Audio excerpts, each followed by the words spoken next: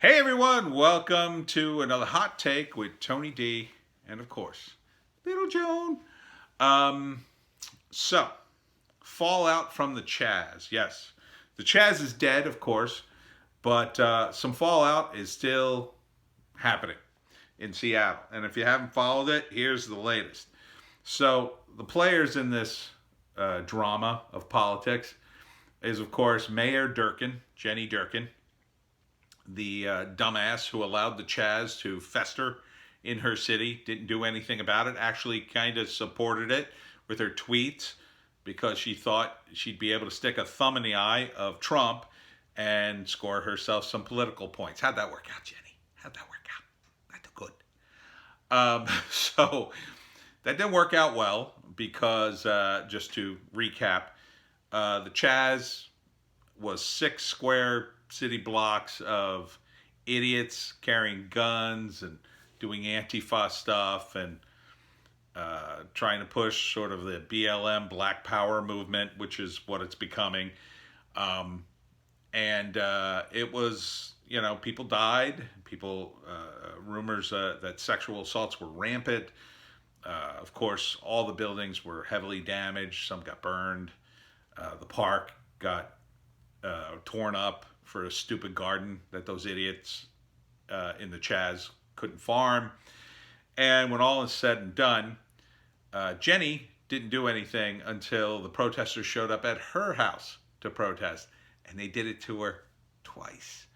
Now, she still supported them despite the fact one of her own city council members let the protesters into City Hall, I guess during a meeting or something, and protest specifically Jenny, the mayor. And even then, she didn't get the message. It dragged on and on and on. Well, now, the mayor is calling for an investigation on that city council member. I believe her name is like Shawant, something like that. It's a Hindi name. I'm not sure how to pronounce it. And she is, she is left of Fidel Castro, as they say. She is left. There's a video going around Twitter of her calling out Jeff Bezos and announcing to him that she and her cohorts are laying the groundwork of a new thing that's going to undermine and destroy capitalism. Communism is coming to Seattle, folks. Get your popcorn out now. So Jenny, meanwhile, is being recalled. Now, the way it works in Seattle, apparently, is you get a petition and then you have to get it to a judge. So there were 7 issues that they thought they could recall Durkan on, and the judge dismissed 6 out of the 7 and kept 1. Now, you would think the one would be, well, you let a bunch of insurrectionists take over 6 square city blocks. No. You would think it would be the part of when she basically allowed the police to abandon one of their own precincts and let a bunch of idiots take it over. No. The one that the judge let through is a charge that she allowed the police to use tear gas against the protesters incorrectly. So her response, which is lame and stupid, is number 1, she's not in charge of the police. Oh, she's the mayor, but she's not in charge of the police, so it's not her fault. And number 2, the police were okay to use the tear gas, which sounds like 2 contradictory defenses, if you ask me. Because if one is true, then it doesn't matter if the other's true, right? If the cops were justified in using the tear gas, then it's over. If she's not in charge of the cops, then she could just throw the cops under the bus and say, well, it's not my problem. They're going to recall her because she has no support left, right? You got to look at it this way. Republicans aren't going to support her, obviously. She's a Democrat. She's super left. She supported the CHAZ. They're like, get rid of her. But they're in the minority, so they don't amount to a lot of people there. They're probably all leaving if they haven't left already and taken their business and money elsewhere. Then you got the moderates, which, according to the Chazistanis, the people who lived in the CHAZ, those would be the people they'd be screaming, calling them the bad guys from World War II. So they probably aren't going to support Durkan either because she let this get out of control. Then you got the cops themselves. Oh, they definitely aren't supporting her. No. With her entertaining these morons and the defund the police and that whole thing, oh, they obviously cannot stand the mayor, especially after they had to go back and save her ass twice from the protesters at her home. Can you imagine that after all the stupidity coming out of her office, and you're trying to tell the mayor, this isn't the way to do it, mayor. We got to squash this thing. And she's like, no, no, no. Then you have to go save her sorry ass. Ugh, they must be furious, doggy, furious. So, and then of course you have the handful of regular Democrats that are in the city. They probably kind of support her, but they probably bristled about the CHAZ too, and they certainly aren't super fans of the hard left, although some of them support because they kind of don't know what they're supporting. And then you have the hard left guys themselves, the Antifas, the BLMs, and etc. These guys don't vote, and if they did, they wouldn't vote for Jenny. Jenny's considered way too centrist for these morons. So who are they going to vote for if they even bother to do it? Well, if Jenny is recalled, the new mayor becomes the current president of the city council, which is not Shawant. It's another woman. A lot of women on this council. Can't imagine why they're not getting along. So she would become the mayor, right? Okay. So Durkan wanted an investigation into Shawant because she is hardcore radical and brought all the protesters to the city hall, right? You'd think if she supported Durkan, she'd be okay with that investigation. She responded, nah, I don't think we're going to have that investigation, basically, which I think is a power move on her part because she knows Durkan has no support. It would probably hurt her more than help her to support Durkan, so why not let her go and then become mayor herself? Well, dummy, if you support these leftists as Durkan did, your fate will be exactly the same.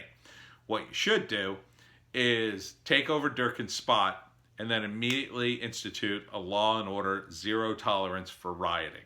Now note I say rioting, not peaceful protest. So you can initiate a zero tolerance policy for violence and vandalism and start scooping up these dumbasses and arresting them. Now, Seattle and Portland are so bad that the juries won't convict and even the prosecutors will a lot of times let these guys go. I think they're intimidated by the harassment of these idiots. But I think if she took a hard line and kept arresting them over and over again, at the very least it would grind them down. It would grind them down, and eventually it would become so commonplace that some of the worst of these guys would get arrested. And the tide will turn here. They will reach a breaking point where they'll just throw people in jail constantly. Hasn't happened yet, but they're close. They're probably close in Portland. So I would take a hardline stance on these morons. I would call in the feds, get some of these guys up on federal charges, the worst ones, and protect these buildings and call it a day on these protesters. Just squash it. Because then, as the new mayor, you could tout a record of, well, I put an end to these riots, and everybody would love that, except the rioters, of course. But screw them. They don't vote. Then you can probably go on to be easily reelected. Now, I don't think you're going to do that because I think you're probably just as left and stupid as the rest of the Marxist idiots in Seattle. So what you'll probably do is to be a politician about it, and you'll straddle, the two worlds, thinking that, well, Durkan screwed it up, but I won't screw it up. I can handle these morons, and they seem to like me. They like you now, till they get rid of Durkan. And remember what they did to Durkan. They put up, they weren't posters. They do the stencils like Banksy does. And the stencil was Durkan missing her fang teeth. I don't know what they're called. And the catchphrase was defang Durkan, abolish the SPD, Seattle Police Department. And it was a pretty graphic looking picture of her teeth fang teeth being gone and blood coming out of her mouth. And it really did look like her. Nice job, whoever did that, graphic-wise, not ideological-wise. So they'll do the same thing to you, dummy. And they'll do, and the super hardcore communist, Sawant, or whatever her name is, she'll get promoted easily to city council president. Oh, they'll vote her in a hot minute. And then she'll eventually move up to mayor for the same exact reasons. And for the same exact reasons, she won't be woke enough. None of you are woke enough. None of you. And if you think you're suddenly going to flip the script on these idiots and squash them and stomp on them, they're not going to go away easily now because you've let this fester too long. And it's going to take a real effort to grind them down and get them out because they're fighting a war of attrition too, and they understand it. And they have not, most of these people involved in the radical left have nothing to lose. They're broke idiots who get money from their parents. And, the only thing they have to lose is, their freedom and their reps, the way they see it, right? Because they don't have jobs. If they had jobs, they wouldn't be protesting. They don't really have careers, and most people in media and academia totally approve of this nonsense. So the only way to get at them really is to throw them in jail for a period of time. Put them on a record. Now, if you take a hardline stance, they're going to keep getting left out, but you got to also take a hardline stance on your own prosecutors. And if you've got prosecutors undermining you, you got to get rid of one of them. You got to make a big show getting rid of one of them to get the others in line. You get rid of the most extreme person. You keep the other prosecutors in line, and then hopefully they start prosecuting people. I mean, this is going to happen eventually, regardless. Whether Trump or Biden gets in, it's going to happen. And these morons, they're such useful idiots for the Democrats. They're all going away, one way or another. Either they'll go away to prison or they'll just go back to the suburbs where they belong. A lot of them are just doing that. Keep in mind that these guys, they don't live in Seattle, a lot of them. Some of them live in California. Some of them live in the suburbs. They come into the city, they make trouble, and then they go home to a nice air-conditioned house in their parents' basement. So they don't care. They don't care. They got a nice place to live. They don't care about you and your city. And they're not going to win, but they're going to do so much damage on the way out to your city. You got to get rid of them now. You got to take the hardline stance now. And if you take the hardline stance now, you can position yourself well for a run for mayor, even if you lose to the commies down the road, because they'll just ruin the city. They'll just absolutely ruin the city. And you'll be known as the one who put it back together. And then if you get booted, at the special election or whatever, you can come back and say, hey, I'm the one who put this together. I was putting the city back together, and then you elected these communists. People will come around. When there's nothing left but rubble and these Antifa guys finally get bored and go home, they will come around. And, it'll just be the end of all this nonsense. But sadly, that is many months away.